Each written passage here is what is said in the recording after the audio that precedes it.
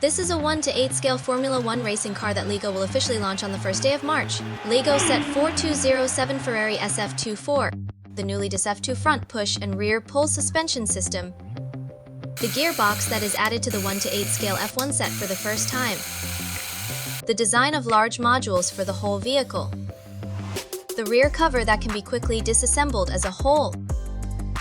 The driving is linked with the engine. The steering is linked with the steering wheel. The adjustable DRS rear wing. There are also a large number of brand new underlying parts. Then in this video, let's take a detailed look at its specific performance. Let's start by taking a look at the packaging. In the upper left corner of the color box, the specific model of the Ferrari SF-24 is clearly visible. The number of 1,361 parts is marked in the lower right corner, and there is also age positioning of 18 years old. On the back of the color box, in addition to the finished product picture from another perspective, you can also see the size of the finished product, which is 61 centimeters long, as well as two close-up shots of partial details. One of them should refer to the internal gearbox, and the other should refer to the fact that the wheels and the steering wheel can return to the straight position simultaneously. After opening the color box, all the parts are divided into 13-part sub-packages in total, and there are 10 major steps. The 4 printed tires are packaged in a specially designed small white box. In addition, the wheel hubcaps are also made of printed parts, which indeed look very exquisite. However, it's a pity that LEGO still hasn't recreated the characteristic of F1 racing cars, which have narrower front tires and wider rear tires. The assembly manual features an 8-page opening color spread. In addition to the introduction of the prototype car and the bricks, you can also see another set, the 4206 Rebel RB20, which was released at the same time, displayed in the same frame. The manual has a total of 450 steps, with an average of 3 parts per step, and there are 2 sheets of stickers.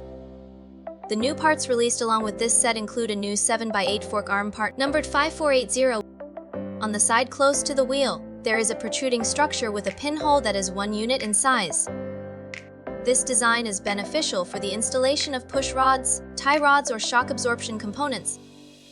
The connecting part numbered 5995 is equivalent to adding a toe ball in front of the previously very commonly used part numbered 60483. The ball socket connecting part numbered 5997 is also based on the part numbered 60483, with a ball socket module added. The 8-unit connecting rod numbered 5996 has a relatively obvious strengthening structure in the middle. Compared with the previous connecting rod parts, it has a relatively obvious improvement in strength. A brand new engine cylinder part numbered 6608. The trapezoidal frame part numbered 6614 is most likely mainly used in conjunction with the brand new engine cylinder part. And there is the part numbered 7101, a brand new panel with a 1x2 cross-section and a length of 5 units. It has axle holes at both ends and 3 pinholes on the middle side. Let's take a look at the internal design while assembling. We can take a look at the new push rod suspension system. The most crucial part is this L-shaped rocker arm structure. The designer has used the part numbered 71708 here. In combination with the brand new ball head connecting part numbered 5995, a very stable L-shaped rocker arm structure has been created. One end of the rocker arm is connected to the centrally longitudinally placed shock absorber through a smooth pin. The other end is connected to the push rod extending upwards from the bottom of the suspension drive axle through a toe ball. As can be seen, even when subjected to relatively large pressure, this rocker arm hardly undergoes any deformation. From the tests, it can be found that almost all of the movement of the suspension can be absorbed by the shock absorber parts, and the tactile feedback during the rebound is very distinct. In addition, at the front suspension, we can also observe the linkage structure related to the steering. After the steering power comes from the rear of the vehicle, it drives the steering rack through a blue 12-tooth gear, and then drives the rotation of the front wheels through the tie rod. This is a conventional design. In the subsequent linkage structure between the steering mechanism and the steering wheel, we can see that the steering wheel is connected to the blue 12-tooth gear through a set of 8 to 8 gear sets here. This means that if the blue 12-tooth gear is in cross-center alignment, there will be an angular difference of 22.5 degrees in the steering wheel.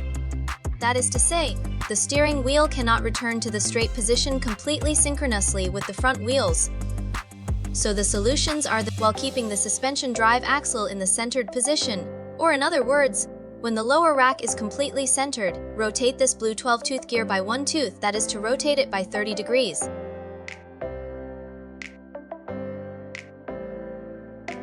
It is equivalent to making a reverse compensation for the 22.5-degree angular difference mentioned earlier. After the compensation, the angular difference of the steering wheel becomes 7.5 degrees, and basically it can hardly be noticed. In fact, we will find that this blue 12-tooth gear in the manual is not originally in a cross-centered state. It also rotates by 1 tooth, but the manual does not specifically remind of this. In addition, on page 63 of the manual, we can see the 3 red dotted lines in the red-framed illustration. That is to say, it prompts players to perform the operation of correcting and calibrating the steering wheel angle and the suspension drive axle angle, but also does not provide specific calibration methods. So we can just operate according to the method provided just now. Let's look at the manual steering power. It can be seen that the power comes down from the roof and is transmitted towards the front of the vehicle through a set of 12 to 12 gears. Then through 2 sets of gear sets in the module mentioned just now, one set with a ratio of 16 to 16 and the other set with a ratio of 20 to 12, the power connection with the steering shaft is completed. The rear suspension adopts a pull rod suspension system. Contrary to the front suspension, the pull rod extends downward from the upper part of the suspension drive axle to the position at the bottom of the vehicle. The key L-shaped rocker arm uses the part numbered 33299 in combination with the toe ball connecting part numbered 5995. After the test, it is found that the movement of the suspension can almost all be absorbed by the shock-absorbing parts, and the feel of the rebound is also clear. Let's look at the linkage between driving and the engine. Among them we can see a gearbox, although it only has 2 gears and a neutral gear. This is also the first time it has appeared in LEGO's 1/8 scale F1 set. As can be seen, this black axle that protrudes half a unit will be connected to the engine module later. Power enters the gearbox and then passes through the 24/8 or 16/16 gear set selected by the power transmission ring. Then it reaches the 28/20 gear set at the differential end and finally transmits power to both sides. After installing the engine module, during the test, we can see that this linkage is indeed very smooth. At the same time, in the 2 different speed gears, we can also feel the obvious difference in the linkage speed of the engine. Furthermore, it can be seen that the chassis of this F1 car is divided into 2 large modules. After combining the 2 parts in the front-to-back direction, and then making some lateral fixations, the finally assembled main body of the chassis is indeed very sturdy. What comes next is the construction of the exterior. This Ferrari SF-24 adopts a very clear large module design. In addition to the 2 large front and rear modules visible in the chassis part at the front, all the exterior modules are basically composed of individual independent modules. And the process of combining each large module is also relatively comfortable to operate. It took approximately 6 to 7 hours to assemble this SF-24. The finally assembled finished product is 61 centimeters long and weighs 1.35 kilograms. In terms of appearance, through comparison with the prototype vehicle, it has been done quite well in terms of overall restoration degree. Among them, the most crucial point is that the outer surface of the entire vehicle restores the advertisements of the prototype vehicle through a large number of stickers. For the front wing part, the multi-layered winglets of the prototype vehicle have been constructed by using multiple layers of technical panels. However, only 3 layers have been restored here, while the prototype vehicle has 4 layers. The end plates on both sides do not adopt the same construction method as that of the previous Mercedes F1, and the vertical angle of the end plate created by this new construction method is also closer to that of the prototype vehicle. In terms of the front nose part, there is basically no problem with the overall curve. However, the semicircular curve of the nose cone at the very front has not been constructed. Then, there are no problems with the vanes above the front wheels and the hubcaps on both sides. Moving on to the middle part of the vehicle body, the Halo system has adopted a brand new construction solution. In our personal opinion, this is the best construction solution among the several official LEGO F1 sets up to now. Then let's look at the side box part of the whole vehicle, which uses the most technical panels. Firstly, both the air intake on the top and the splitter at the bottom have been constructed. As for the outer surface of the entire side box, the designer mainly restored the prototype by using 3 arc-shaped surfaces here. It includes the curved arc of the side when viewed from a top-down perspective, the gradually downward arc of the top of the side box, and the curved arc of the bottom of the side box. At the lower position at the rear of the side box, we can also see that the designer has constructed the curved arc of the part where the end of the Venturi channel transitions to the diffuser by using a curved technical panel.